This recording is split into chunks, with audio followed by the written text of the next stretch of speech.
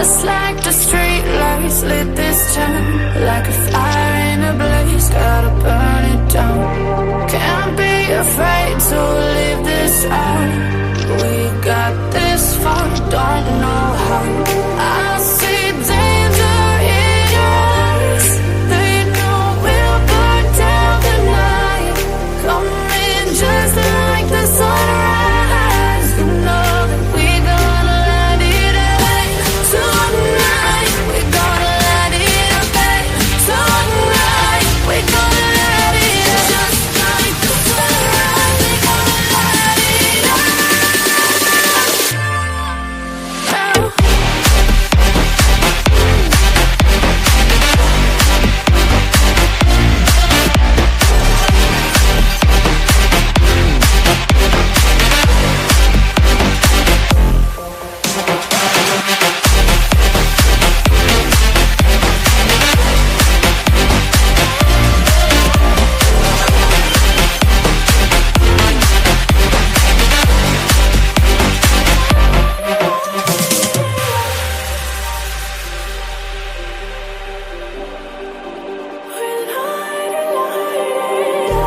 Just like a spark that's breaking out. Can't make a stop, can't turn back now. We know that there's no room for doubt. No, we can't turn back now. I see danger in your eyes. They know we'll burn down the night. Coming just like the sunrise. You know that we're gonna light it up tonight. We're gonna light it up tonight. We're gonna light it up just like the sunrise. We're gonna light it up now.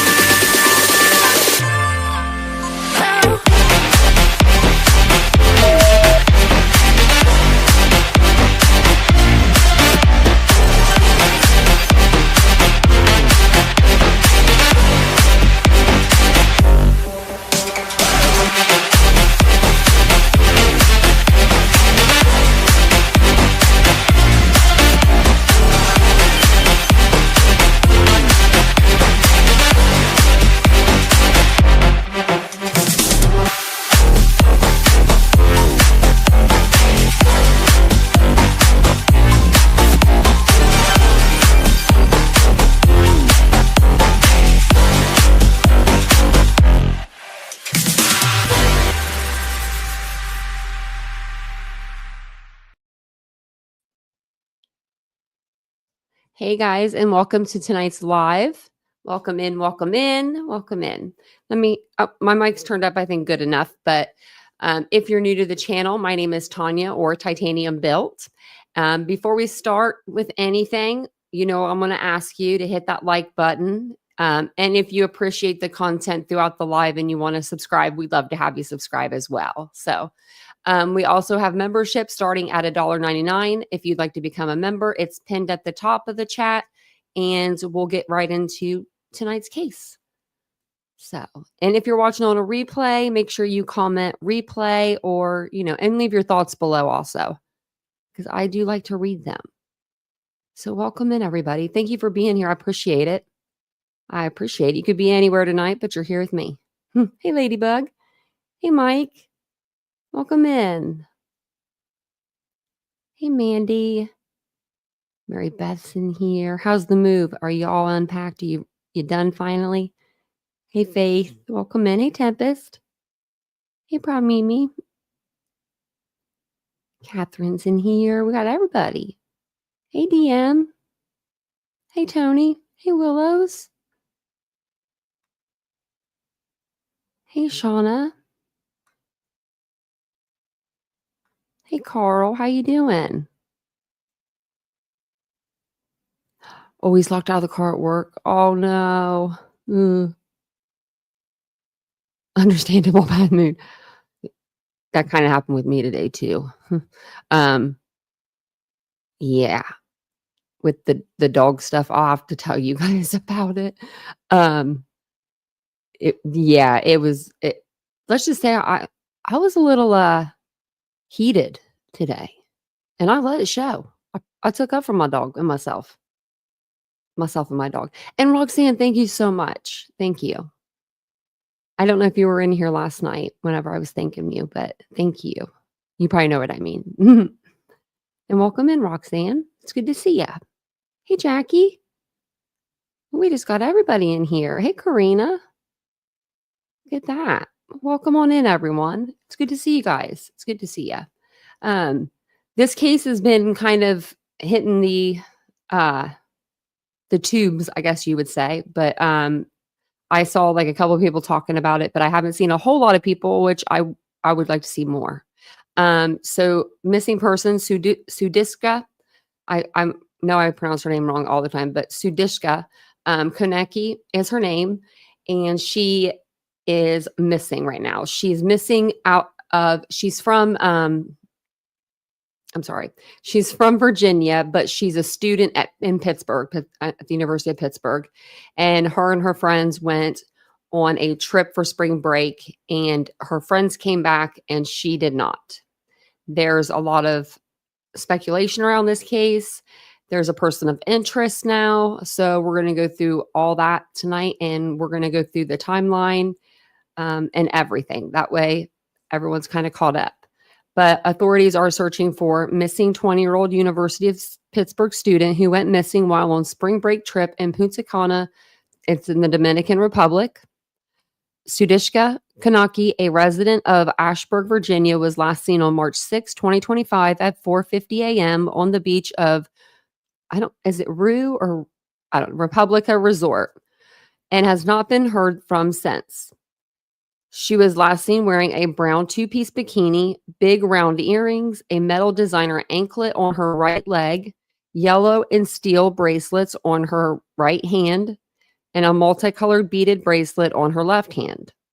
Anyone with information is urged to contact the Loudoun County Sheriff's Office at 703-777-1021. And I don't know if okay, so Dominican Republic would be first charge, in charge of this case because it happened there.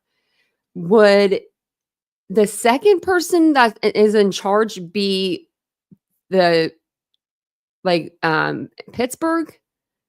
Because she's going to school there and she's living there, or would it go back to her hometown? It's just kind of weird that it's going back to her hometown. I don't know if this sheriff's been all over the internet. So I don't know if he kind of took this case and under his wing and is going with it, but he's been on a lot of podcasts. So let's look that up. Verse. Okay, let's see.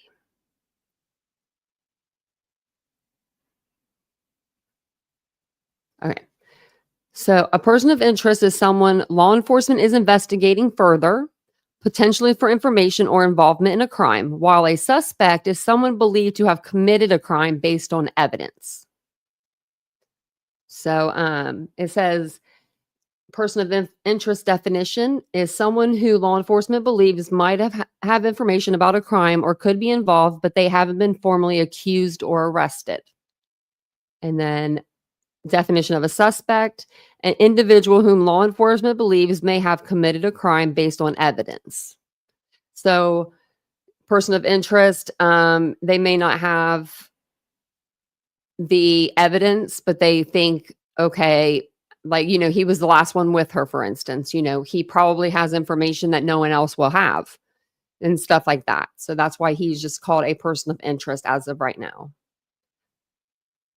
You're welcome. Yeah.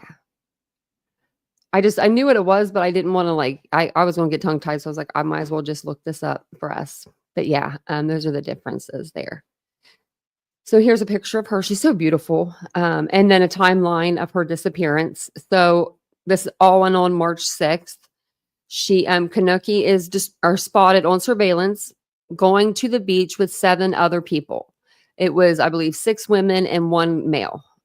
Surveillance footage shows, here it is, 5. This is surveillance footage shows 5 women and 1 man leaving the beach. So there was 2 guys with them. Konanki's companions report her missing. And that was March 6th at 4 p.m. So she was last spotted at 4:15 a.m. on surveillance camera going towards the beach. At 5:55, they're all coming back without her. So think about that. At 6 o'clock in the morning, they don't report her missing until 4 o'clock the next afternoon.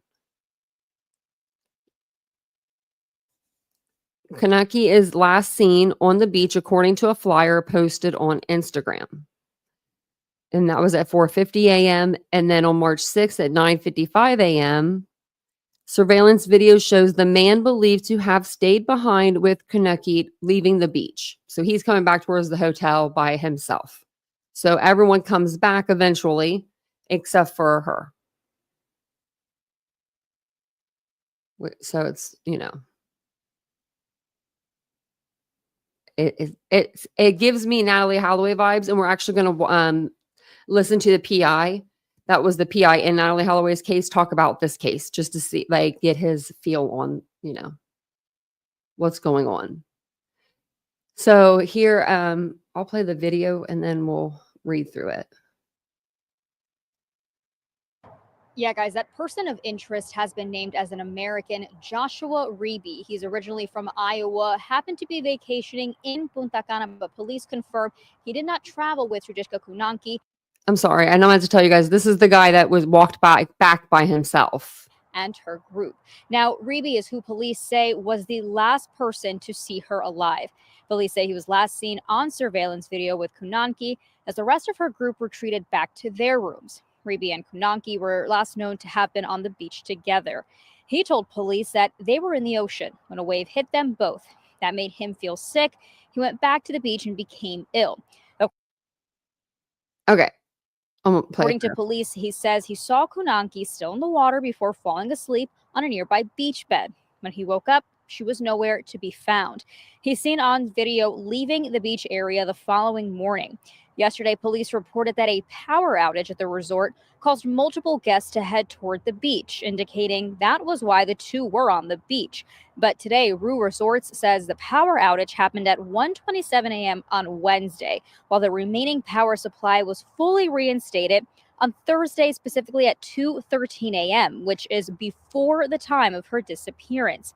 The lobby and common areas remained powered throughout the entire day of March 5th and the early hours of March 6th. The security cameras were operational and, in fact, recorded quality images during that day and night as there was sufficient lighting. The last recorded image of her was Thursday at 4:17 a.m. when she was seen leaving the hotel bar in a group heading toward the beach. Now, and I would call that quality poor. Fair at best. Fair, we'll say fair. Now, again, Reeby has just been named a person of interest, not a suspect, but officials did confirm that Dominican police and the FBI are continuing to investigate everyone who was with Konanki the day of her disappearance. Reporting live, Yasmin Rodriguez, Pittsburgh's Action News 4. Crazy. So he's been named a person of interest. It says the Loudoun County Sheriff's Office in Virginia confirmed Pittsburgh Action News Josh Reeby is now considered a person of interest, but not a suspect. According to authorities, Reeby may have been the last person to see Konanki prior to her disappearance. Officials said he is a U.S. citizen who was on vacation in Punta Cana, but was not with the group traveling with Konanki. Drones, helicopters, and boats have been used to search for Konanki since she disappeared while on a spring break trip in the Dominican Republic on March 6th. So this is what we know.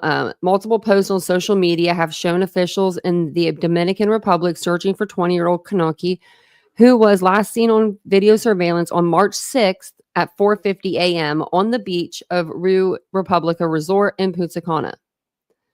Police said Konanki, who was a resident of Loudoun County, Virginia, traveled with 5 other people from the University of Pittsburgh to the area during the school spring break, which began March 2nd and ended on Sunday.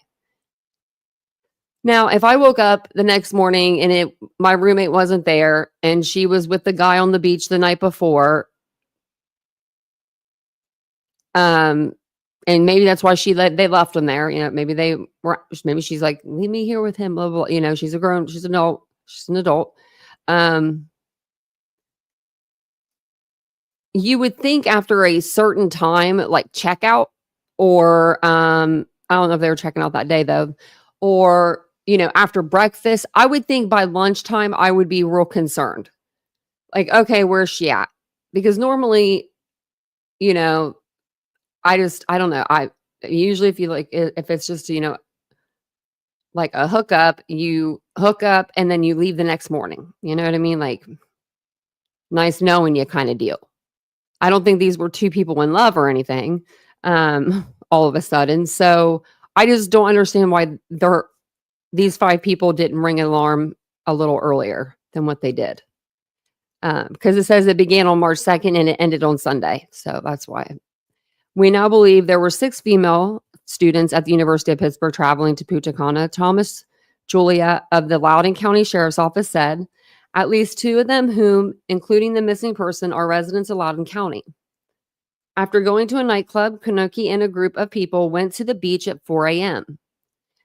That was on March 6th. Sources said the other women traveling with the Pitt students were captured on camera at 5:55 a.m. returning to their hotel rooms without Konanki. A man stayed behind with Konanki on the beach, according to the Dominican Republic investigative police report attributed by ABC News. The man, whose identity has not been released, told officials, which we know it now, he had gone for a swim with Konanki and got caught by a big wave. Okay, now this is the part I want you to hear. He went swimming with her and they got caught by a big wave. Then he says he went back to the beach after he got caught with this huge wave. Didn't say, "Are you okay?" None of that. Went back to the beach, threw up, and then passed out on a chair.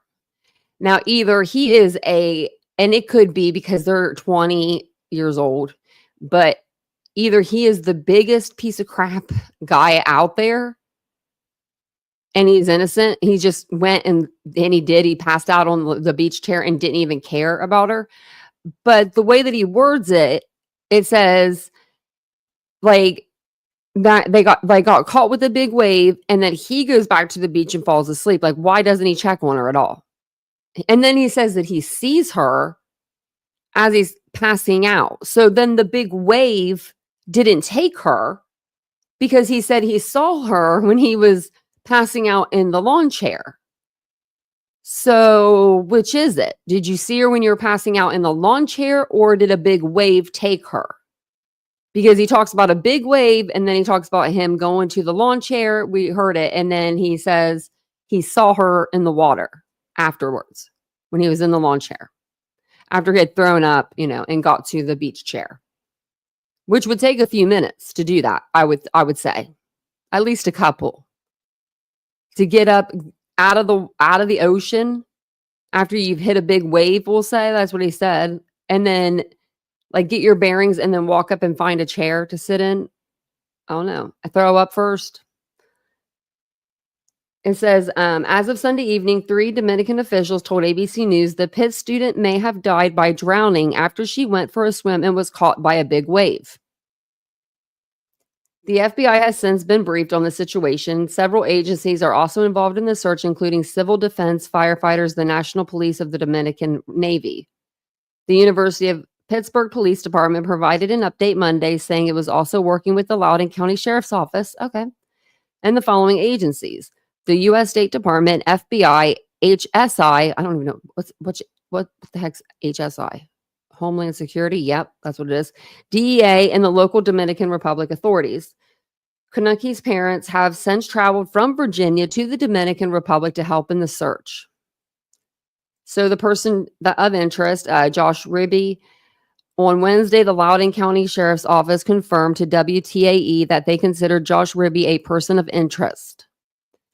Though Ribby is considered a person of interest, officials say he's not a suspect and the case is not a criminal investigation at this time. It is our understanding that he is a U.S. citizen who was vacationing in Punta Cana, not part of the group traveling with the missing person. Well, yeah, he wasn't. Officials say Ribby may have been the last one to see Konanki. Pittsburgh Action 4 will bring you the latest information as it comes available, they said. Okay. And then this just tells us, what's this?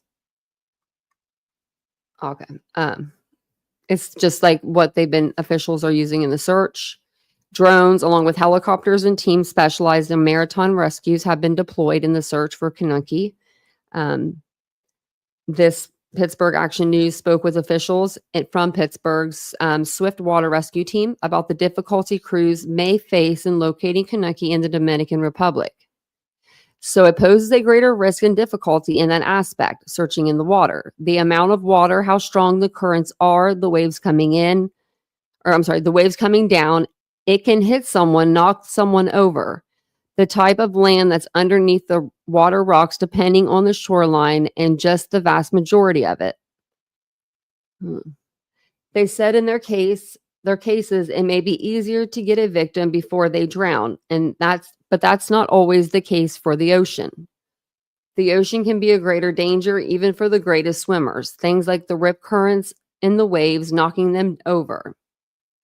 Crews in the Dominican Republic have continued to search the beach she was last seen walking on, and multiple posts on social media shows groups along the shoreline. In a release from the Dominican Republic National Police on Tuesday afternoon, officials said police will re-interview targeted individuals who were in the victim's proximity at the time of her disappearance.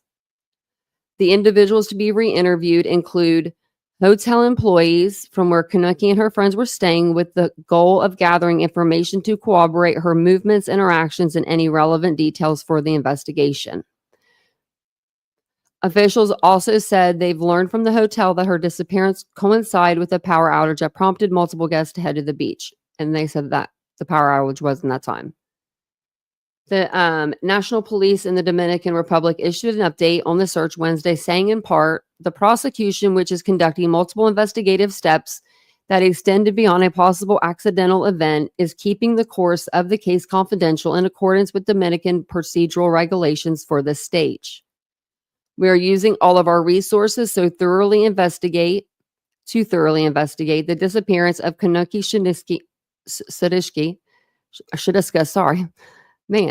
Chowdhury, and we understand the anguish this case causes her family, Dominicans and Americans. As with any disappearance that occurs in the circumstances of the case at hand, we are applying a holistic investigation protocol that examines all variables. The young woman's family, as well as Dominican and American society, must be absolutely certain that we will continue to investigate until we have answers that we, the authorities, have a duty to guarantee. The absence of the 20-year-old American woman who was staying in the hotel eastern part of the country was reported to authorities last Wednesday. Konanki is currently a junior at the University of Pittsburgh. According to Pitt's website, she is said to be studying biological sciences and chemistry. The website did not list an official declaration of her major. According to her LinkedIn profile, she graduated in 2022 from Thomas Jefferson High School for Science and Technology, where she earned a diploma in biological sciences. U.S. News and World Report ranked Thomas Jefferson as the #1 ranked school in America in 2021 and 2022. I thought I heard of that school before, but maybe that's what it was. Okay.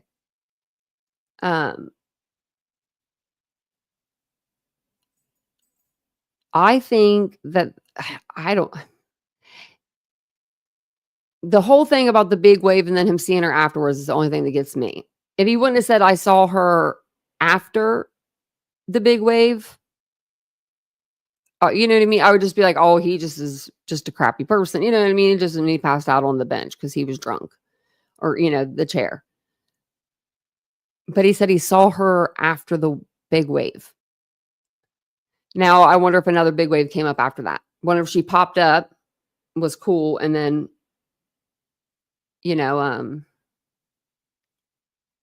another wave came in and got, maybe knocked her over. Because I do understand heavy, like hard, like waves hitting you. I've been knocked over before. The undercurrent has taken me, and believe you me, if you're a girl, if the undercurrent takes you, your bathing suit top will like come straight off, like, and mine like came up, and thank goodness nobody saw anything.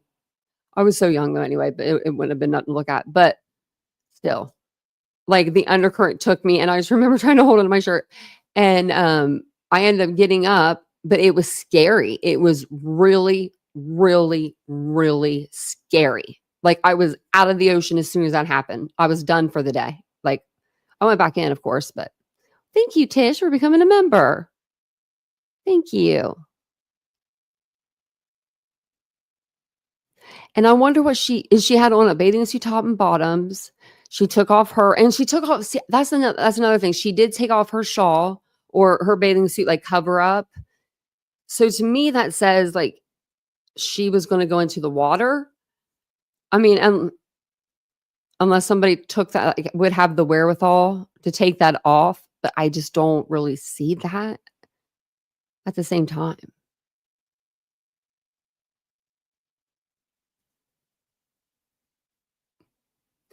Yeah, they're saying 4 o'clock. It could be strong even with a stream. Yeah, and I was a pretty strong swimmer, and I just had to hold my nose. But I remember getting seawater all over my nose, and it was bad. It was real bad. I was probably like 13, I think. It was in Myrtle Beach, I think. I went with a friend. I went with a girlfriend of mine, and yeah, the waves took us under. I mean, it was just Myrtle Beach. It's not like, I wouldn't think the waves are too rocky there, but if they are, they can be. They definitely can be. So this came out on Law and Crime, and I wanted to show this to you. Did we already? Oh yeah, we already went through both of those. Okay, and then we'll listen to this other one that has Julie. Sorry, I was trying to think of her name, and she's going to talk with the PI that was in Natalie Holloway's case. So, and they're going to talk about this case. So I think that'd be good. Oops. Sorry. Didn't mean to do that. Didn't mean to do that again. Okay. And then I'll pause this and we'll talk through it and everything too as we go along. This is going to be the final video of her, the one that they're showing right now. I hate that they have this big watermark on it, but they do. College student who vanished on spring break in the Dominican Republic. It's been more than a week now since she was last seen. From the clothes that were found to see, they look like they're just like having one heck of a time going to the beach. The person of interest in this case, we'll tell you the 5 key pieces of evidence we believe investigators are looking at as they try to piece together this puzzle. We're on the case presented by Law and Crime. I'm Chris Stewart.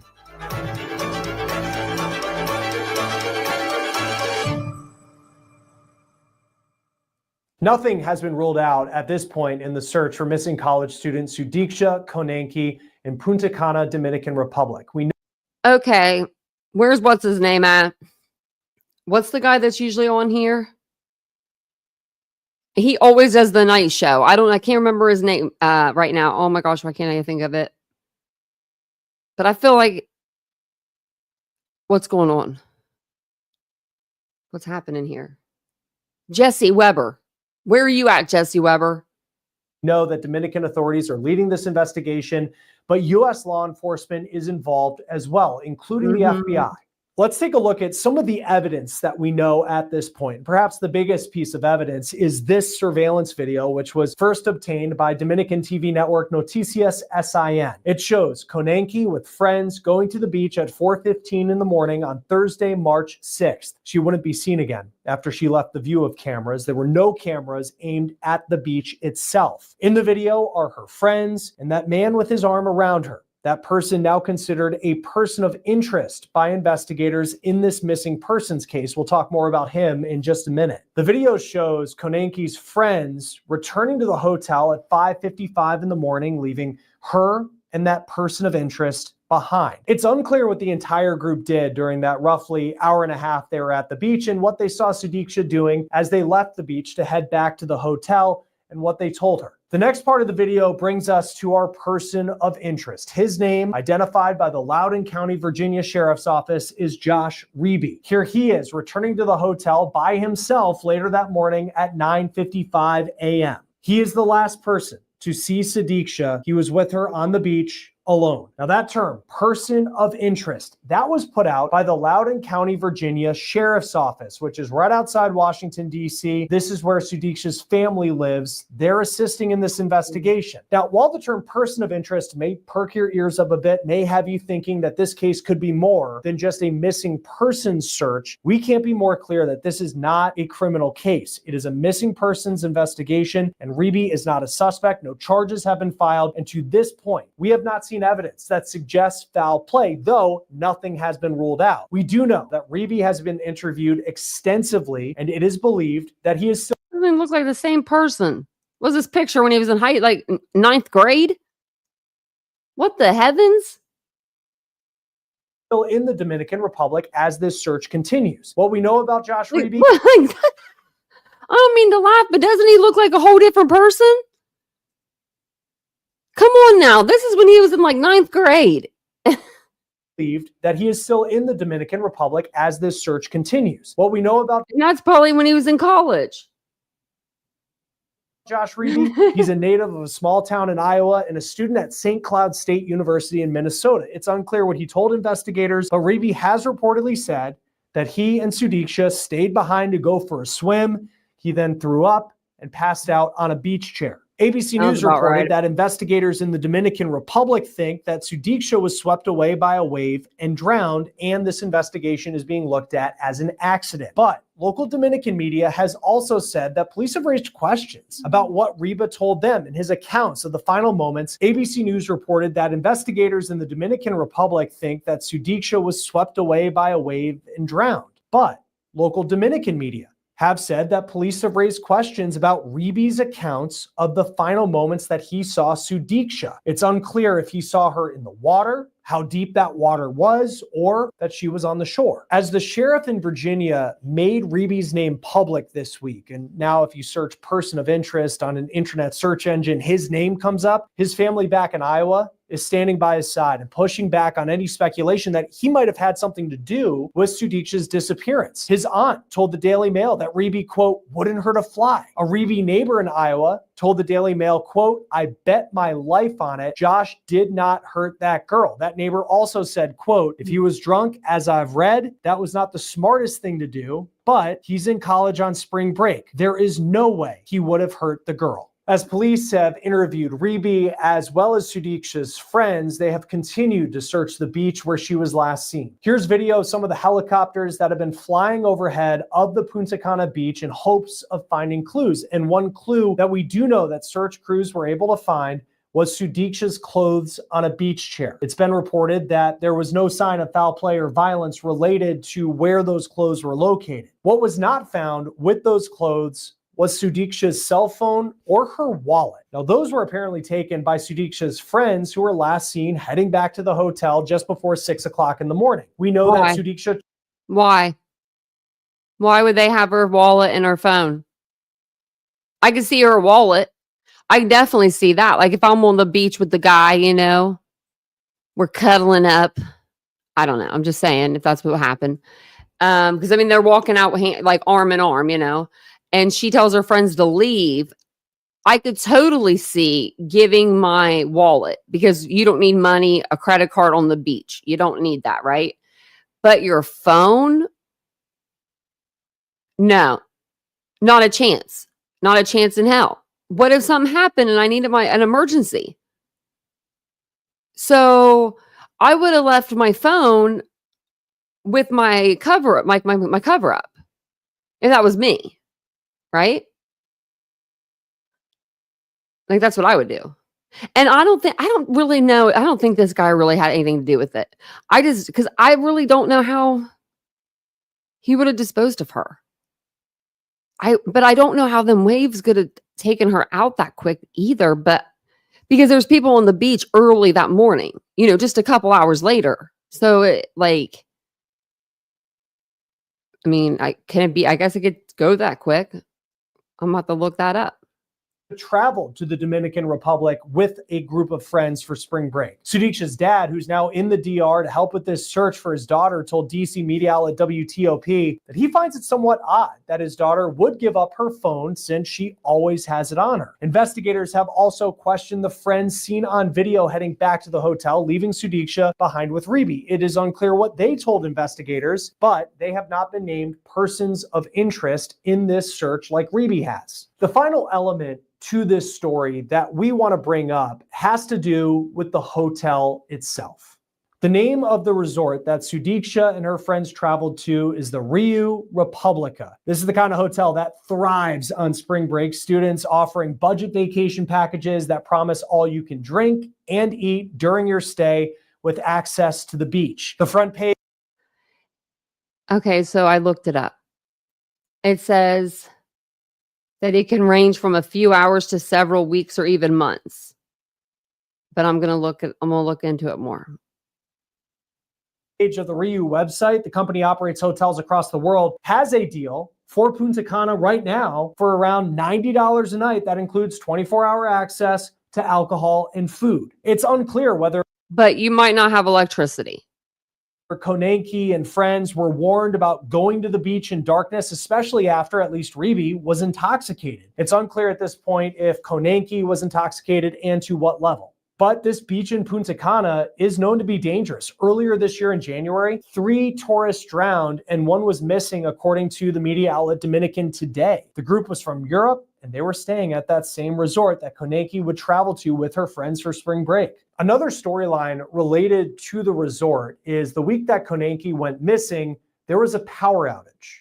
Yesterday, I got back from the worst all-inclusive experience I've ever had. TikTok user Mel the Stallion 6 posted this nearly 6-minute video saying that her stay at the resort was a, quote, horror story. Now, this post now has more than 860 comments on TikTok. She says that she arrived at the hotel on March 3rd. That is 3 days before Konanki went missing on the 6th. She said the hotel was overcrowded, and that was just one of the issues. The power also went out. The power went off around 3 a.m., but only for around 10 minutes, so we thought it would be an isolated event. The next morning, we woke up to no running water, but eventually it did come back on.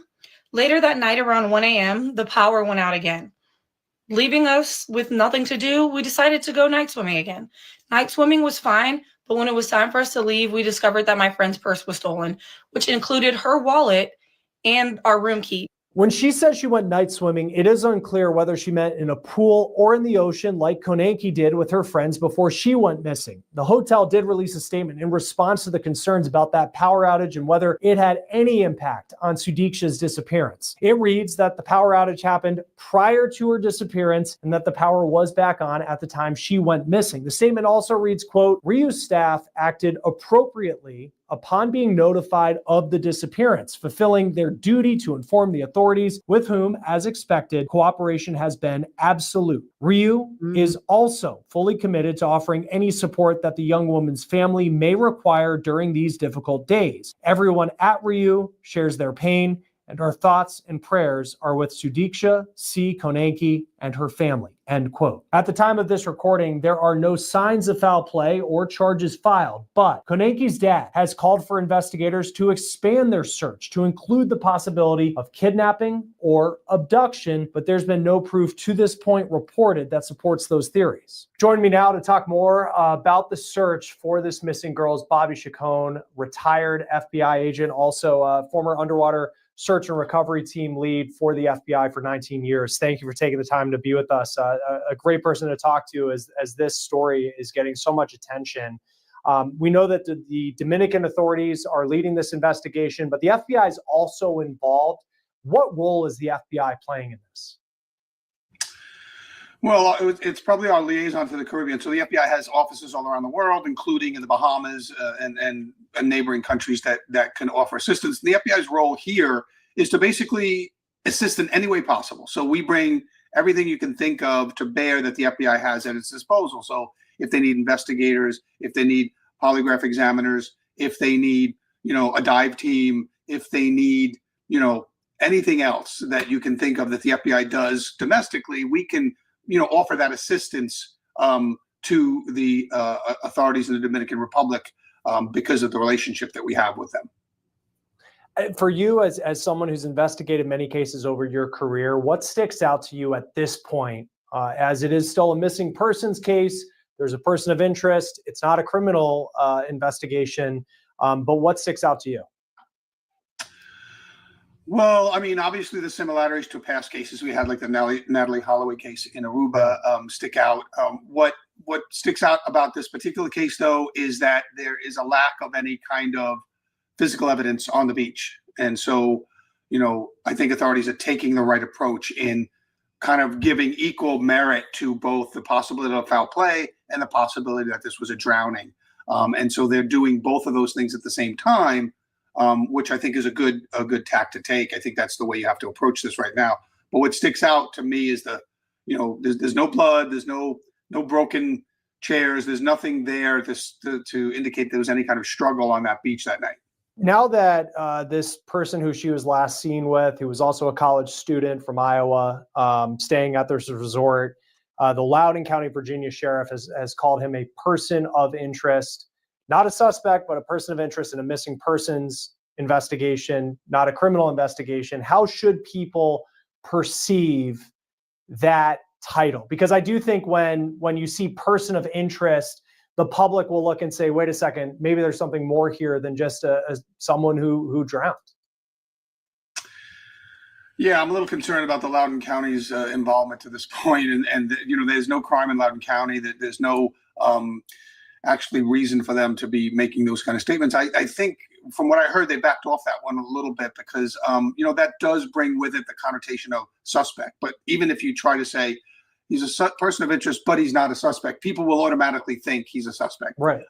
But think of it this way: a person of interest could be a witness. If you have, if you had a video and you didn't have the person's identification, you'd go, oh, this person is a potential witness. He's a person of interest. He has an interest. We have an interest in talking to him. And so right now, I think the title of person of interest to that individual really needs to go away. He's right now a witness until he's proven otherwise. And like he's, I don't know, I'm not familiar with the Dominican Republic system of laws, but in our country, we have the presumption of innocence. So no one should be labeled, a suspect or certainly a defendant until, you have some kind of evidence that would indicate they're involved in a crime. And, in this case, there is none other than the fact that he was the last person seen with her. But his story or his explanation has merit, and there's no reason to believe he's lying about that. I'm sure the FBI has sent leads probably back to his hometown and his school in Iowa to interview. Where's his shoes and his shirt? Is his shirt in his pocket or anything? Do you guys see? I can't see that well, but I didn't see his shoes unless he maybe was wearing flip-flops. We'll have to go back and look when he walked out. Because a pair of flip-flops would fit in the cargo pocket. If he has cargo pants on, then he could have put his shirt in his other cargo pocket if that's what he's wearing. See, because something's hanging like right here. Because that shirt he had on, was very small. The FBI has sent leads probably back to his hometown and his school in Iowa to interview friends and family and things like that to see what kind of person he is, what kind of history he has.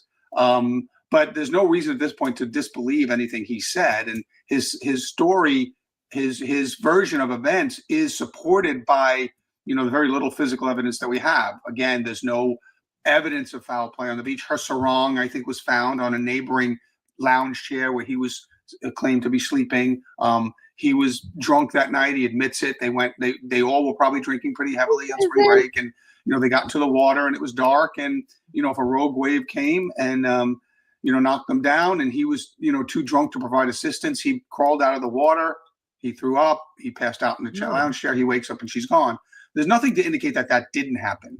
And so, until that point, he, in my mind, and I think should be labeled as just a witness in this case. And that's what he is. And that's the way he should be treated.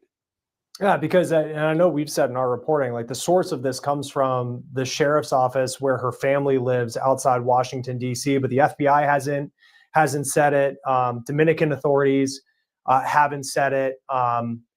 One challenge has been a lot of the reporting has come through media outlets of Dominican sources talking to me, and you're trying to piece together what you're hearing. From an investigative standpoint, when you have so many different agencies involved and everybody's trying to help, how do you navigate that, where certainly you have an agency that's the lead, but then also I think of the resources of the FBI that are available, and then you might have a small sheriff's office locally talking about the case. How do you navigate all of that when you're part of the investigation trying to figure out what's going on? Well, as an investigator, I would hope and I would ask that my supervisors and my chain of command up above me kind of focus on that. And I can tell them, can you do this or do that while I look at the investigation? Can you handle the media and the public relations end of it? We have, public information officers and specialists that do that kind of stuff. And, why Loudoun County sent actually detectives to the Dominican Republic, I have no idea. I told y'all, I think that Loudoun County sheriff is just trying to get I don't know. He just wants to feel, I think he wants to kind of feel important. I'm not even lying. I'm not trying to be mean either. He's been on every news station he could think of. I mean, he didn't know, or he doesn't, I mean, he can't really put anything out there because he doesn't know what's going on really. I mean, they are working together now, but in the beginning, I don't think he knew anything. He was just kind of going on these news channels though and talking. And I think this guy's kind of saying the same thing. Their services, the Dominicans have enough help right now. And so you do have this kind of reporting that's kind of getting people, spun up. And it's unfortunate because that doesn't need to happen right now. As an investigator, I always wanted to have, as little as possible being let out from my investigation, because all of that kind of spurs rumors, spurs conspiracy, spurs all these other things. Before I can run down a piece of evidence or a rumor or a lead, if that lead gets out without me running it down and actually saying, you know what, it kind of looked like something, but we figured out it was nothing. But if it gets out while it could be something, then people run with it on the internet, and you get all these conspiracy theories, and you get people, and it's bothersome for the family, and sometimes it's troublesome for the investigation. Yeah, and to your point, the headline will be person of interest, and we can give the disclaimer of not a suspect, this and that, but yeah, people take a run with it, and that's just kind of the world that we live in. From the search standpoint, because you were in many ways the lead diver for the FBI for almost 2 decades. And this is a search that we've seen helicopters above the water. We've seen divers go in the water searching for any sort of clues. How do you approach that part of it, knowing that you're dealing with an ocean that can be very powerful? Reportedly, the waves were powerful that night that she went swimming. How do you approach that search?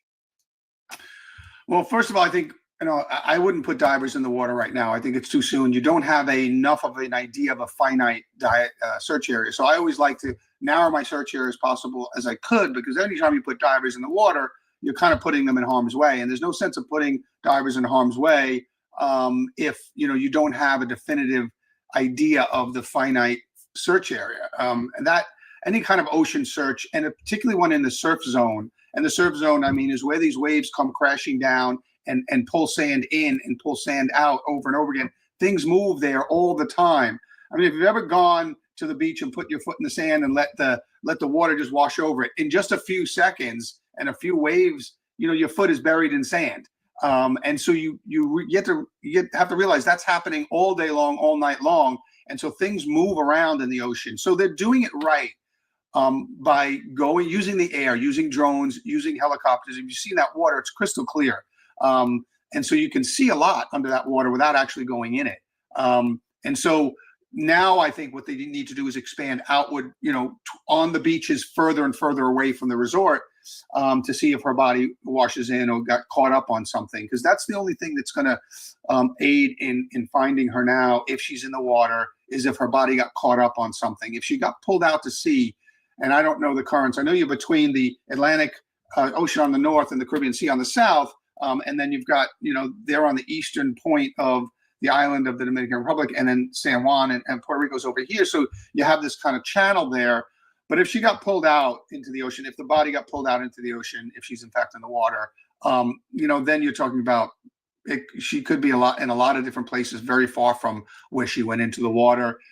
Salt water does amazingly destructive things to a human body very quickly. And then you have marine life and predation upon, the weakening tissues of the body.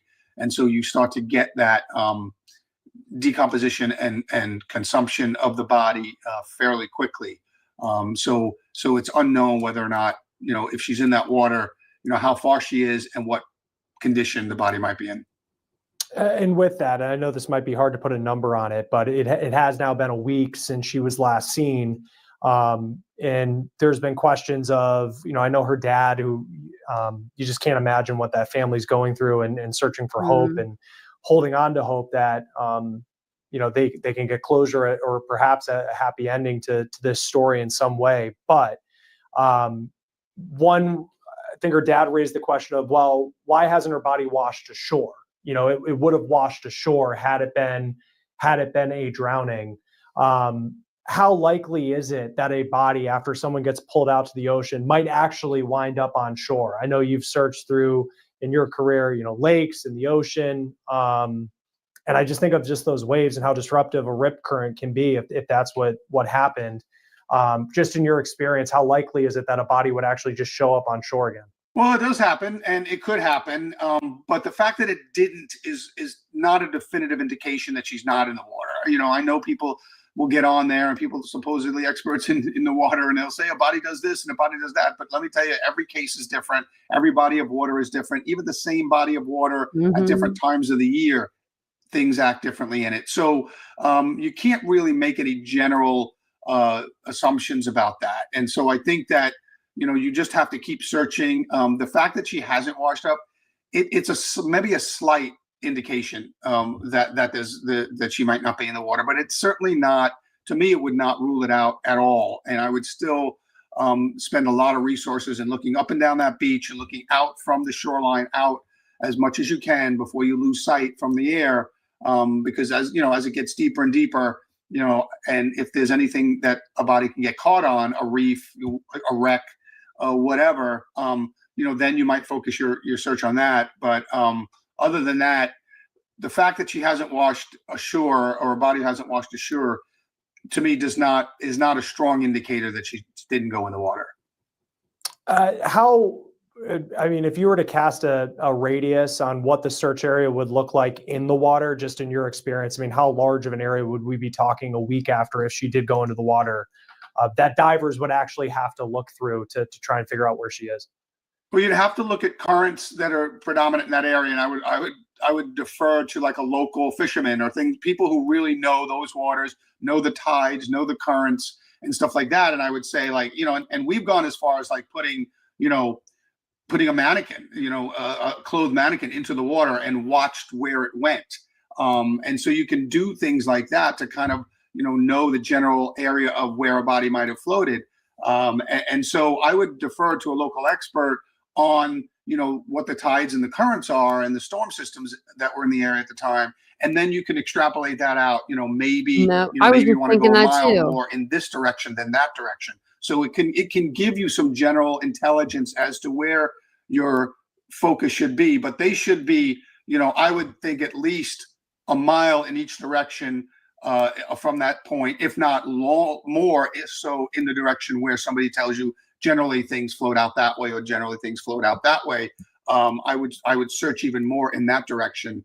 But certainly at a minimum, you'd probably want to be, a couple of 1,000 yards in each direction, and longer in the direction where you think the currents and the tides might have taken her. From images I've seen, I know that this resort is still open. People are still going to the beach, and I've seen images where people are, you have people who have been searching the area, but then you also still have tourists, which is kind of an odd combination. In your experience, when you're doing an investigation in a place like that, what is that like, where you have people that are there on vacation, but then also you have this very important job to do in a place where you do want to preserve evidence? Yeah, for us, we just have to keep focused on our job, and then again, rely on other people. If I was there doing the water thing, I would ask the Dominican Republic to kind of provide police officers to kind of keep any public out of the search area where we're going. It's hard when you have that big a search area. You can't keep it off limits to people or boaters or vacationers and things like that. Nor do you need to, because remember, if the body's in the water and it's moving and you find it, there's not going to be much evidence in that particular area, other than where you find the body and other than the body itself, as it moves through the water. But the majority of any kind of physical evidence is going to be back at that beach and the area where she entered the water. And so I'm not as concerned with loss of evidence or something like that. If she washes up, you would hope that obviously no one would touch the body and would call the police right away, and you cordon off that area, and then you do your, you do your crime scene search of the body right there, in the sand. If it's found in the water, obviously you take it out of the water. If she's found in the water, you take her out of the water and you hand it over to the appropriate medical examiner or the coroner, and do it like that. But yeah, it's difficult in areas where you have the public intermingling in, what potentially is a crime scene. But I think, like I said, the crime scene is going to be confined to that area beach right outside the resort, where the one witness says that they were together and then they both went into the water, and when he came out of the water. Remember, in this area, I think in January of this year, you had 4 tourists get taken by a rogue wave, and they were found. But it's not uncommon. So I mean, these resorts and at least the people that live there and work there kind of know this area, and that these things do happen there. With the FBI investigating, you're obviously dealing with, I know she was a permanent U.S. resident. The others involved, certainly a person of interest. He's an American citizen. Stop showing this ninth grade picture. Case, but would this be a case that only Dominican laws apply to because it happened in the Dominican Republic? Yeah, I think pretty much. I mean, there are certain laws the U.S. has passed in the last few years where if an American citizen is harmed overseas through like a terrorist event, we can charge people back here in the United States. Well, then why aren't we charging people for Shanquilla Robinson's case? We have what's called venue, but for a general crime like this, allegedly, if it's a crime, it would be handled by the Dominican Republic system of justice, their court systems. That's who, and that's why we are not a lead agency. The FBI is there simply to provide assistance in any way we can to help them. Because it is an American citizen, we are comfortable dedicating our U.S. resources to this case because the victim is an American. But as far as the crime itself, it would be handled by the local criminal justice system there, because I don't think it's covered by one of the laws that we've previously passed in the last few years, nor, those laws are always subject to the treaties you have with foreign nations, because they're a sovereign country. So, they don't have to abide by anything that, we see. We could pass a law that says you can be tried in this country for a crime committed overseas, but that crime would still be the main responsibility of the host country, and they would have every right to, seek, criminal prosecution against that person and put them in their own jails or whatever. But usually we have treaties with these countries that everybody agrees to. If this is what happens, then this is the avenue and the mechanism that'll be dealt with. But in this particular case, since I don't think it's covered by one of those more recent terrorism laws that's been passed, I think the case would lay in the Dominican Republic. And then just lastly, that was a long answer. Now we're at more than a week. If she is not recovered, if there's no evidence of a crime that comes forward, there's just no true developments in what people have uncovered as the search continues. How long could this go for until the authorities kind of reach that conclusion again that maybe they thought about as it happened, that it was a drowning, and that's just the conclusion that they've come to? Yeah, I mean, that's probably the worst case scenario here. Is the unfortunate part is if her body got out to sea and it's never found, obviously then the family never knows, and then those lingering questions will always exist. But and you won't ever have enough for criminal prosecution, and you won't really ever know if definitively if she actually drowned and stuff. So at some point, you hope for the family's sake that in one way or another, I mean, the tragedy will always remain, but in one way or another, if she's found, you get to those answers. Because other than that, otherwise. Oh, I didn't know if I was muted or not. He has one like tennis shoes or something like that, and socks. It looks like even. So where were your clothes, bro? Where'd they go? I mean, they could have been doing something down there, you know, taking off their clothes. That could be why the clothes were taken off too. Like hers, cover up his shoes and shirt. And they probably did get in the water. They probably met each other at the club. We're like, oh, we're both from America, you know, look at that. Woohoo. Let's have fun tonight. And that's what they're doing. Cause you can tell that she kind of is stumbling a little bit when she's walking. And if they went to the club, you know, they had some drinks. I mean, they're young. You know, with the rumors of human trafficking and all these other things, the family is going to have those lingering questions, those lingering doubts. And, you know, so I think that the authorities in those cases, because that's the situation, you try to do everything you can, and you try to throw all the resources you can at it and show the family that you're doing everything you can and to their satisfaction. And then at some point, you know, you have to go, okay, we're going to put this what we call pending and active, where there's no more activity to take on it, but it's not closed. It's going to be pending another lead that develops, pending another witness that comes forward, pending something else that washes up on the shoreline, you know, whatever that thing is that can, you know, reinvigorate the investigation. But it's placed, after a while, it's placed in a pending inactive status, just because there's nothing more to do in the case. You've interviewed all the witnesses, you've searched every place you could possibly search, and then at some point you have to say, okay, we've done all we can. Now we just have to kind of place it into this, you know, inactive status. Yeah, and it's that certainly would be the worst case scenario, and we'll continue to follow the story in hopes that is not what actually happens. But the search continues in the Dominican Republic. Bobby Chacon, retired FBI agent, thank you for taking the time to be with us on Law and Crime. We really appreciate your perspective. Thanks, Chris. I was trying to type it in the chat. I was trying to type my lip combination in the chat for you. It's actually it's a combo. I've been using this star face, you know, like the star patches, like that's what this is. But it's the chapstick, and it's mint, and I love it so much because I love mint chapstick. And then I've been using this Jason Wu, and I don't know what color it is. It just says lip balm. I don't know if it's, I think it's a color though. But thank you. Oh, there's the color. Peaches. Yeah, thank you. I appreciate that. And thank you, Tennessee Gal. That makes me feel good. I appreciate that. Thanks, Mary Beth. The extensions are doing their job. There definitely are. I gave Vincent a big hug and a kiss today. And I was like, thank you again. Like, you know, like this really helped. Like I don't have to do my hair as much. And when I go to do my hair, it's actually enjoyable to do it.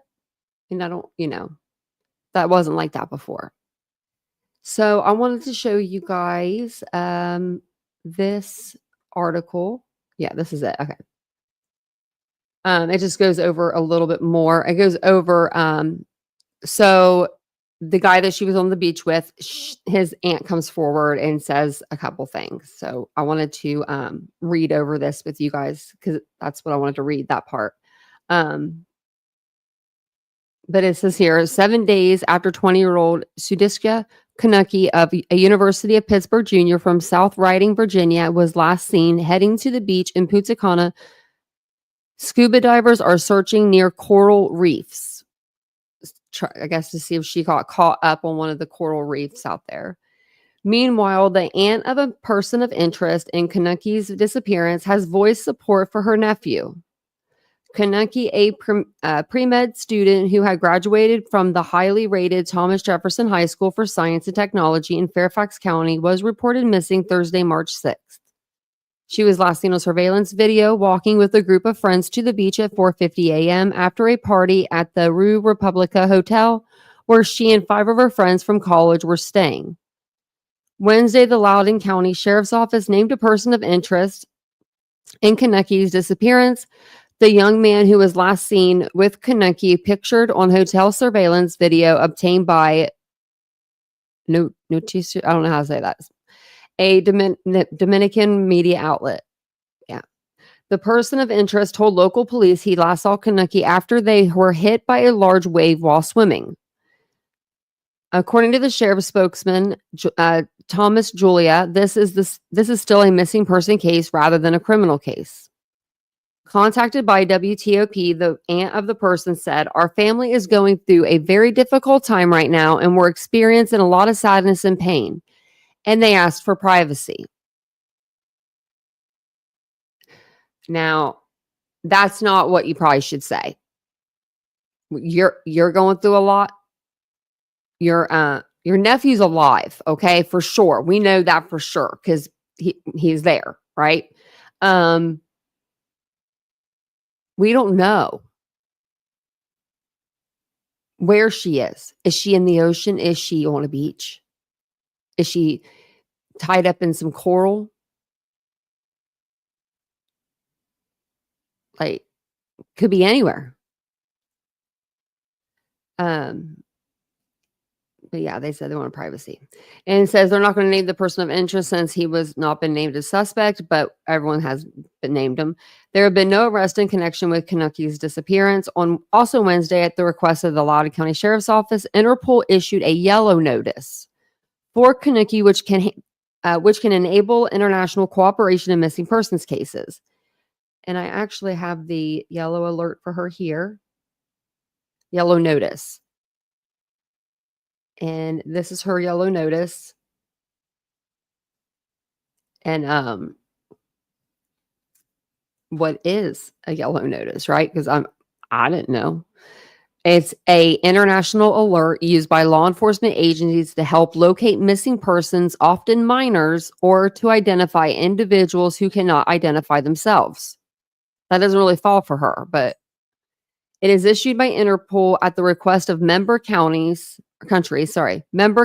and serves as a crucial tool for international police cooperation. This might be the part. This global police alert disseminates descriptive information and photographs, of missing or unidentified persons to law enforcement in all member countries, enabling coordinated efforts in their search and identification. And it says, an Interpol yellow notice is published when a person, especially a minor, goes missing under suspicious or concerning circumstances. According to Interpol's rules, these circumstances may include potential criminal abductions, human trafficking, or any situation where a person's well-being is at risk. Additionally, it is issued to assist in identifying individuals who cannot state their identity due to mental illness, amnesia, or young age. The process begins when national authorities collect and verify information from the missing person. This information is then submitted to Interpol's General Secretariat through the country's National Central Bureau. The General Secretariat reviews the request and if met by the criteria, the yellow notice is issued, making the information available to law enforcement in all 195 Interpol member countries. Okay. So that's what that is. In addition to investigators from the Dominican Republic, FBI agents and 2 detectives from the Loudoun County Sheriff's Office are in Punta Cana, where authorities continue to interview people who were with or may have seen Konanki in the hours before she disappeared. It says, after 6 days of what local officials call exhaustive searching, there's still no evidence of what happened to Konanki, although initially investigators believe she accidentally drowned. The search for Konanki, who is also a citizen of India, comes 2 months after 4 tourists drowned and 2 others were rescued in January at the same resort. The search area has continued to widen, and local authorities are using software that analyzes tides and current in an attempt to narrow where Konanki might be. Wow. The technology, you know. The body may be stranded on the coral reefs, which is why the Navy has deployed a team of Navy and local divers to comb the entire area where there are reefs or corals. So far, unfortunately, we have not been able to find the young woman. Speaking generally, he said it can take up to a week to find a drowning victim. When a person drowns, they lose air from their lungs and fill with water. Then the body sinks. After 72 hours, the body begins to decompose. The organs begin to decompose and fill with gas, and then the body begins to float. This process lasts from 36 hours to 7 days. Well, we're on 7th day. So if she was bloated and at the top, she'll be sinking now. Like, I'm assuming. Wow. Yeah, sonar and stuff. Yeah. I know that coral part that does sound terrible.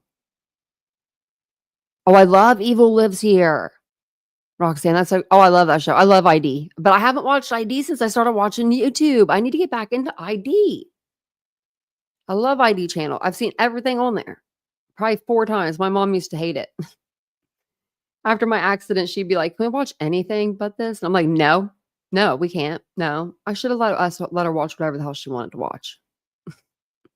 Now that she's gone, I'm like, you should have told me just to turn it on whatever you wanted to watch.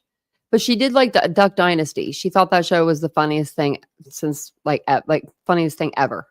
She loved that show when it first came out. Oh, like we would laugh so hard. But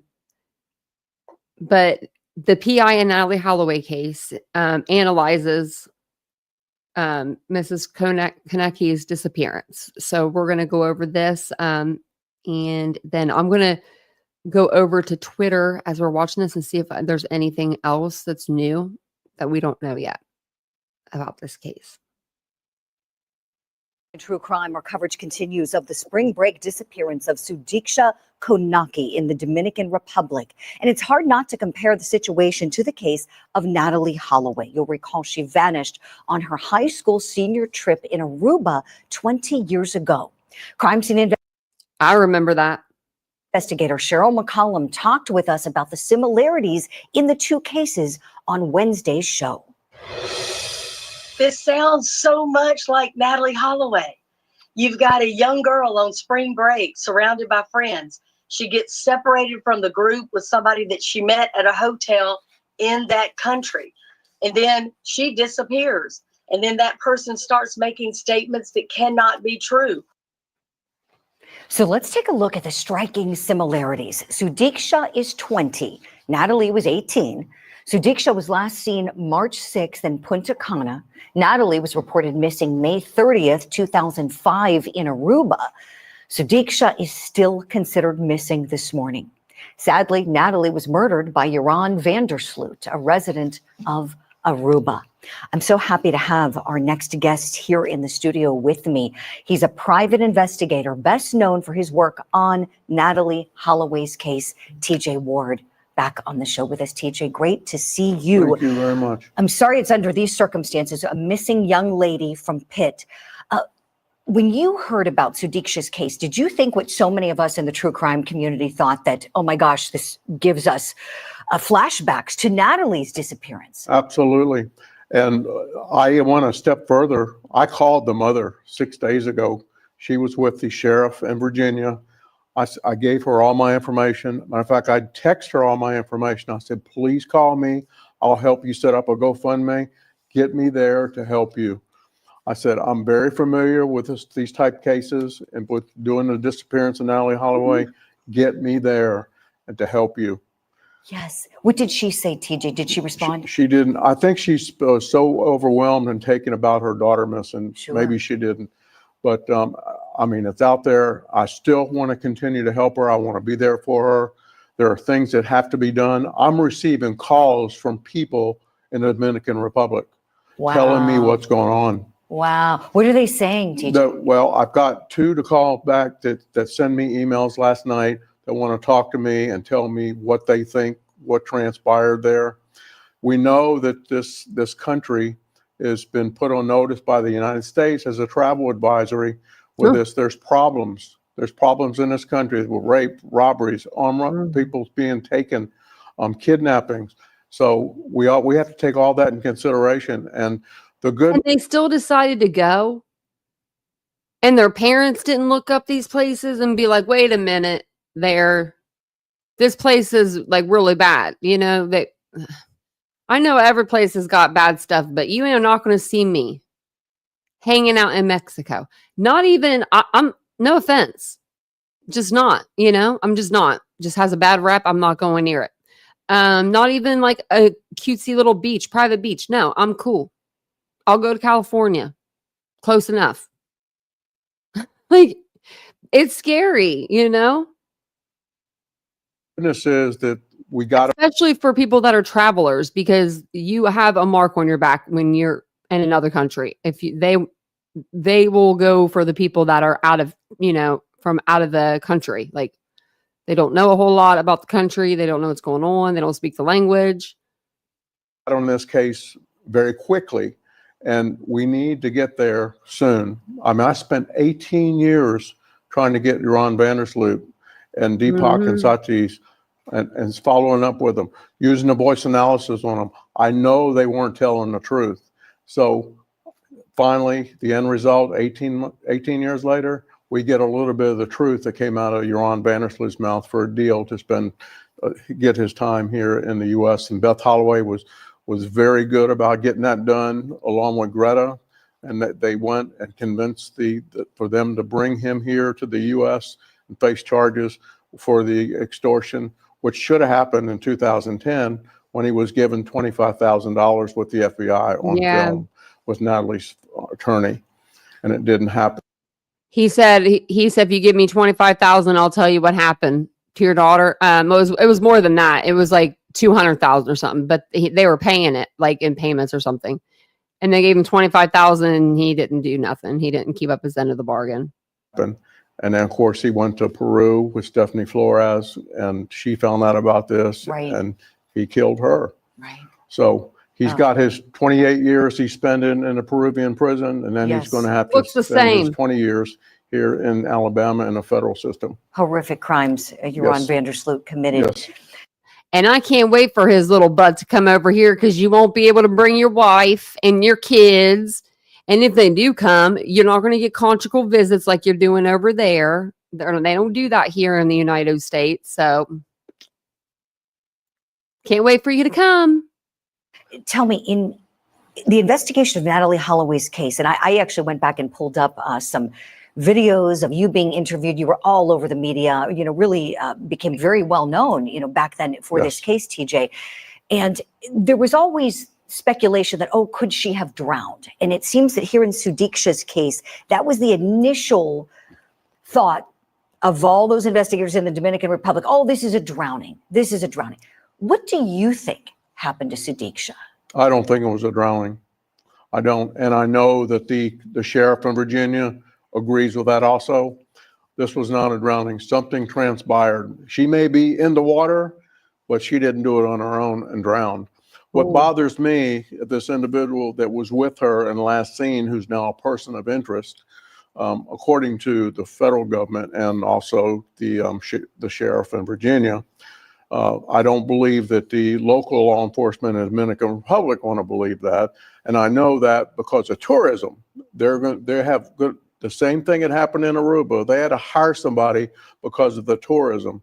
And we don't want countries to have people being robbed, murdered, kidnapped and all in countries when they go to visit. But the problem is with younger people, they think they got this satisfaction. They're going to be able to go party and drink and be on their own and so on. They're not thinking about the safety of what could transpire while they're there. Right. So that's the case right here. And what's happened, that happened with Natalie Holloway. She didn't know who she was with or what she was with. And look what the end result is. So we're back to square one. And this reminded me so much when I saw the beach and the water and person of interest and somebody missing. It's the same scenario 18 years. It really is, that TJ. I spent. It's eerie, eerily similar. These beautiful young ladies with their whole lives ahead of them. In Sudiksha's case, regarding that person of interest, Joshua Ribe, do you think he is where investigators should place their primary focus? The last person that was with her was him. So they have to target on him and interview him, and the story's changed already 3 or 4 times, and that's not good for him. And so if he is so-called the person of interest right now, goodness is that the FBI is there now to help and assist the Dominican Republic law enforcement. Right. They have the experience, and they've got people there looking and trying to help them and get them where they need to be with this investigation. Right. I'm gracious that they're there. They did the same thing in Aruba. I met with them. I met with the Aruban authorities, with the FBI, and the goodness of them being there, it's going to be helpful maybe now and later down the road if this guy is implicated or what they need to get new information out of him. If he knows something, he needs to talk. It bothers me that he was on the beach with her that early in the morning, and before she was reported missing was hours later. Right. And that just doesn't, that's not a good part of the investigation. I've been in law enforcement for 47 years, and I know that that's a key right there. Yes. Yes, So- TJ. Tell me, do you still stay in touch with Natalie Holloway's family? And I'm just wondering if you may be connecting with them over this, because certainly they watch the news, and I'm sure something like this could be very triggering. I speak to for Dave them. Holloway every week. You do? Every Wow. week. Dave and I are very good friends now. You know, we Ah. did a TV show in 2017, The Disappearance of Natalie Holloway. Dave and I Ah. spent lots of time together, Oh, and my we've gosh. become very good friends. So we have. You'll we be talked- talking about I Sudiksha's talked to him case. 2 days ago.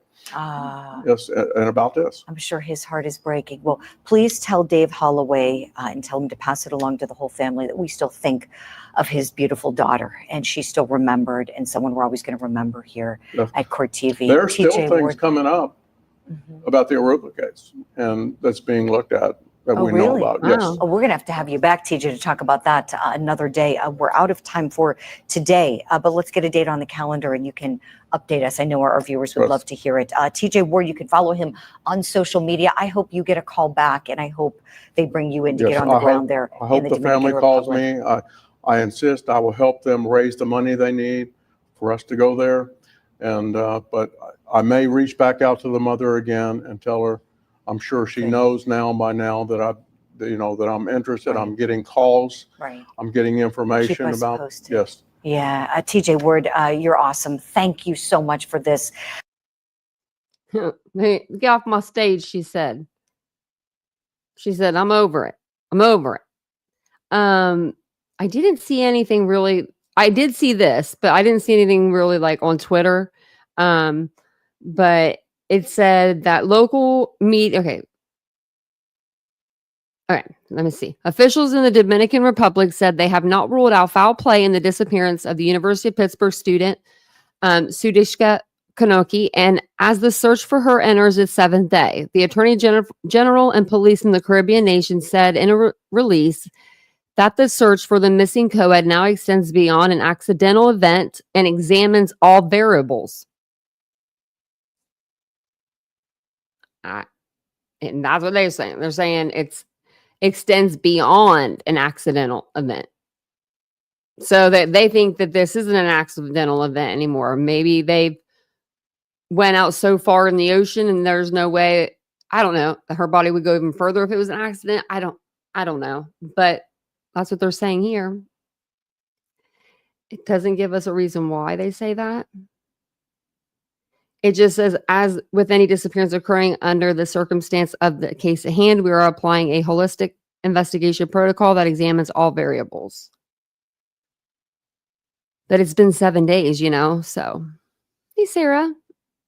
And welcome in, everybody. All the Holly Bobo cases, that's a good case. That's very interesting. I mean, it's very sad, but it's interesting. Let me see if there's anything else that I want to show you guys.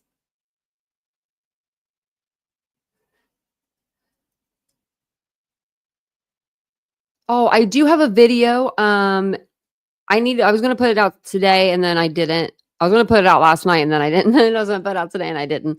But it's going to go on the second channel. It'll be on the second channel video. It'll be like my first video on that channel in a way. What I'm going to do is I'm going to put this video out because I'm, changing the channel, not changing it. I'm just making it into what I wanted it to be, but I want to do like live vlogging and stuff over there, and just like, I don't know, a lot of stuff. But I made a video, so I edited it and everything. So hopefully you guys will go over and watch it tomorrow when it comes up on Unfiltered with Tanya. And then the other videos that are on that account, what I think I'm going to do is I'm going to put them under members only. That way the members can watch them. You know, I'll leave them on there for like a month or whatever, and then I'll probably end up privating those, because like they're just they're not, I don't know, they're not like what I want like on that channel. So if you don't see videos on there, you're like, where'd all her videos go? Just think they're under members, and then they'll be privated. But I'm not like doing it to hide anything or anything like that. I'm just doing it to clean it up, and that way it'll just be like life vlogging, you know, on there. But we're going to talk about like traumas, and I'm going to talk about my accident over there.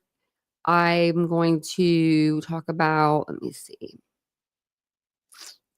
I don't know, just thought there's a lot of stuff we could talk about over there and do. So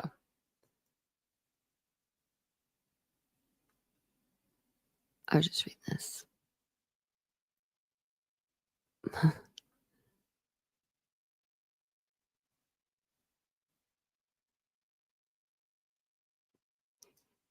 Yeah, we could do 7. Yeah, if you guys don't mind, hit that like button for your girl. You know, she works hard over here. She works hard for the money. Just kidding. I'm not going to sing to you like some people do.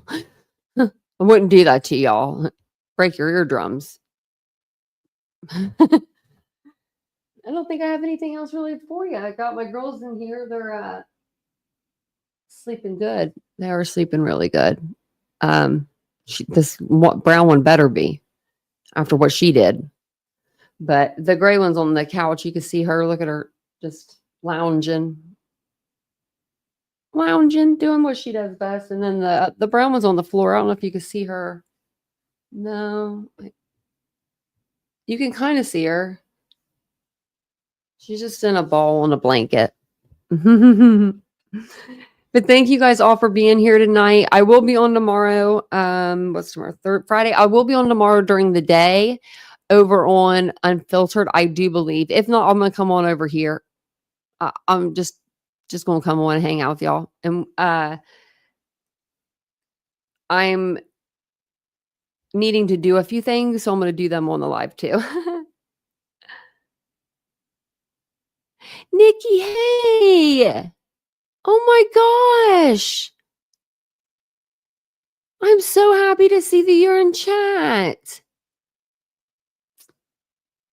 Well, we're here every night at 9:15 p.m. Eastern Standard Time. Make sure you come back tomorrow. And I have a second channel as well. I'll put the link in the chat real quick.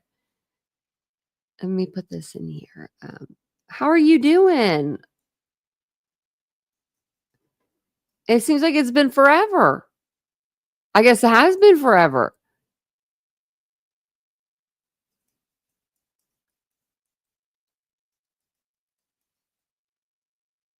Oh, that's so awesome. I'm glad that you're out and you're home, and your baby's like, your baby is not a baby anymore. Adorable. Adorable. Well, that's good. It's so good to see ya. 2 years. Yeah. Oh my gosh. I was like right when I started. So I was like, yes, your baby turns 2 in May. Oh my gosh. Then wow. Wow. I've been on this platform too dang long, guys. People's having babies, leaving for years and coming back. And I still remember you like it was yesterday. Oh my gosh. It's good to see ya. And Araya's doing well. Our pocketbooks aren't. I went down and I saw the other dog today though, and oh my goodness. That poor puppy, but he's fine. I mean, he's fine. He's walking around. He's sassy. I'm like, that dog is sassy now that he don't have an eye.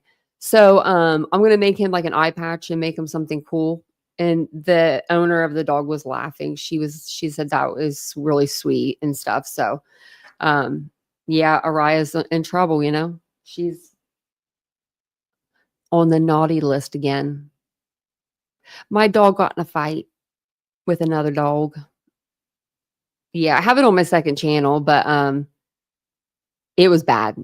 I had my dogs on chain, like on their leashes though, and this dog just ran out of this person's apartment, like out the back door. It was like a freak accident. And Araya just doesn't like small dogs. Like she won't mess with bigger dogs. But she saw that dog and I couldn't get her back far enough because I fell. So I'm on the ground on my butt, like my back, literally, like trying to pull him. And she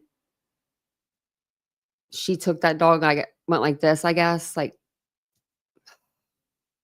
and she's not a bad dog, guys. She's not. She's the sweetest dog. Like, I don't understand it because then their bully came out. They have a bulldog, like our bully, pit bull. And my dog just sat there and looked at it. Like the same dog that just, you know, hurt the other dog. And its eye needed to be removed. And I'm like, my eye is removed. So I'm telling the girl downstairs, you know, and they're super awesome about it. They just want a lot of money for the bill. And it's just like, well, technically it's not our fault because our dogs were on leashes technically, but we're not going to be technical people about it because we're going to think if this was our animal, what would we want? And we would want someone to help. We would want some help, you know? I mean, like a vet bill is so much money. So, yeah, we're good people. We wouldn't do that. And this little dog, they've had it for 11 years. I've had my girls. My girl is 10 years old. I've had her 8 years. I've had both these dogs 8 years. I'm with them every day. I couldn't imagine if that was my baby. I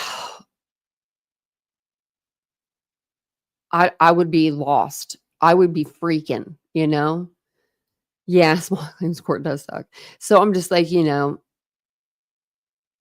yeah, of course.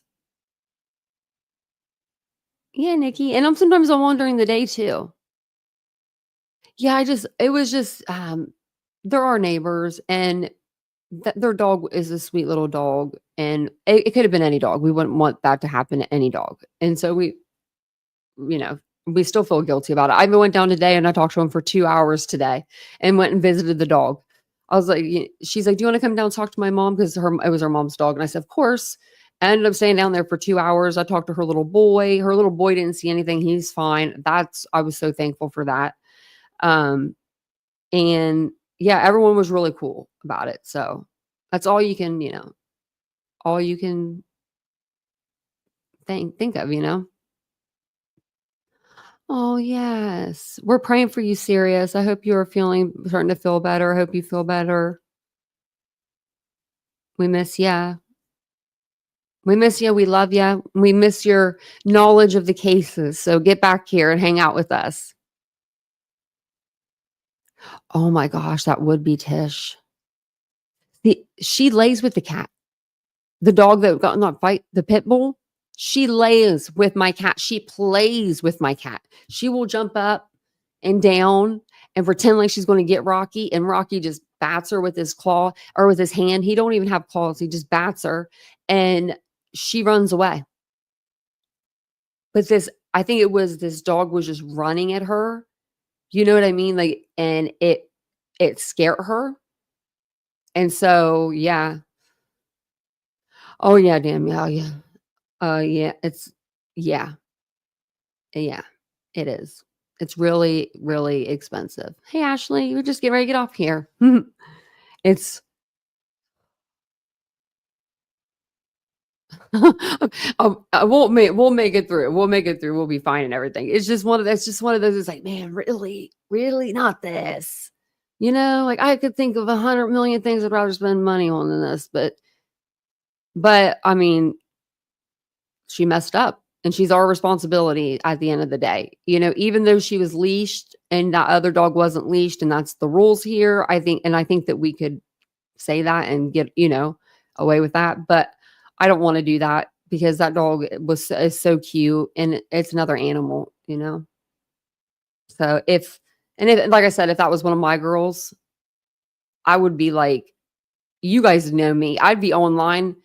I would be screaming, hollering, hooting. I mean, I'd be a mess if that was one of mine. So I'm glad that my girls are not a mark on them. Mia just stood there. She froze up. Like, thank goodness that she froze up though. She froze up because she's scared of her own shadow. And then there went Mariah. Man, that's forever long. It seems like she's had that. I need to call my doctor tomorrow, actually. I need to write him. Yeah, it could always be worse. Exactly. Well, Vincent was like, as long as the dog doesn't die. Like, you know what I mean? Like, he's like, that would be like the worst thing. Like, and we're just like praying everything went okay, and it did. So surgery was fine. Doggy's fine. But, yeah, and we'll be fine. And our dogs are good. So we're good. But thank you for coming and hanging out with me tonight and sitting here and talking to me for a little bit afterwards. I appreciate it so much. I do. Like I said, I'll be on tomorrow night to do a live on this channel. I'm not sure what we're going to cover. It might be Idaho 4. There might be new documents coming out. And there was a document I wanted to go over from a while ago too. Let me think. And then I'm going to do a live on my second channel over there on Unfiltered during the day tomorrow. So we'll do a live over there. But thank you guys for being here tonight. I appreciate it. I'll see you guys tomorrow, whether it's over there or over here. But I hope you guys have a wonderful Friday. And I'll see you guys all tomorrow night. Bye, guys.